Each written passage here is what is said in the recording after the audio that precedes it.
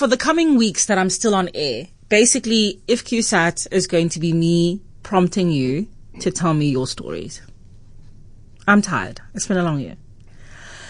And I was thinking about this over the weekend, and I chatted to my dad, and my dad sent me a WhatsApp where he said, like, oh, you make me so emotional. And I was like, oh, Pops.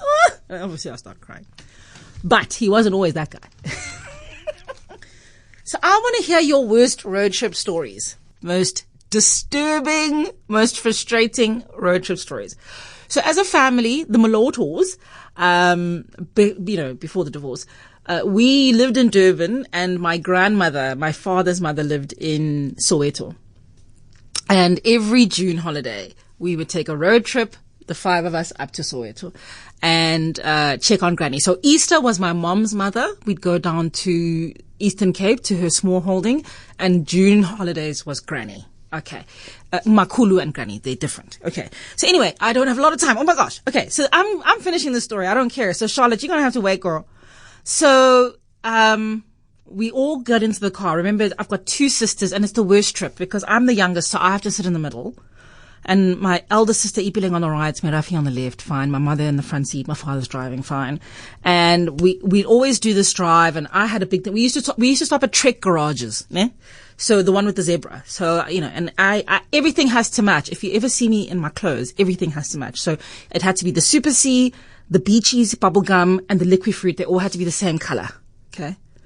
Anyway, go to Granny's house and everything. And that's where we watch Wimbledon. And that's where I have to hold the rabbit ears antenna because I'm the youngest. So I have to hold the signal in Soweto for everybody to watch Michael Chan or Boris Becker, whatever. Eventually we leave Granny's house to go back to Durban. Now, one thing about my sister and I, we've been fighting since we came out the womb. I don't know. I was born on her birthday. She keeps telling me it's the worst day of her life. Okay, fine. So we fight a lot. And we bicker. Like we're the worst. We're 3 years apart. We bicker. And at some point, just after we leave Soweto, Granny's house, the safe space with the soup bones and the cushion that was made for me,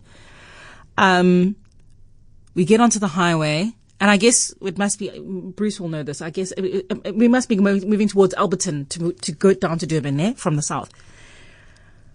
My sister and I are fighting so fast, so hard, and my dad just slams the brakes. And he says, get out. We're on the highway. And my sister like breathes, like, she's older. And he says, get the hell out of my car. I think my mom had tried to say, girls, stop fighting, stop fighting.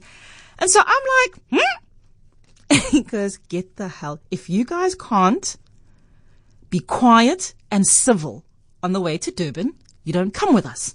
Get the hell out the car. And Merafi starts crying. She's very emotional. Papa, I'm sorry. Papa, I'm sorry. And I'm just like, I'm a gangster. So I'm just like, bruh, what? So he says, get out my car. I know, I have to go to news, but I have to finish the story. So he says, get out my car. So I was like, so I turned to my sister and I'm like, let's go. Let's go. This guy's not serious. He doesn't want to take us to Durban. Let's go. Screw this guy. And my sister's like, you don't understand. And I'm like, by the way, the ages, I'm probably about 7 at this time. And she's like, so she's like 10. But she has a greater understanding of how far we are from Granny's house. So I'm like, we're fine. Granny's just up the road. We'll just walk back. And she's like, we are not safe. It is Soweto.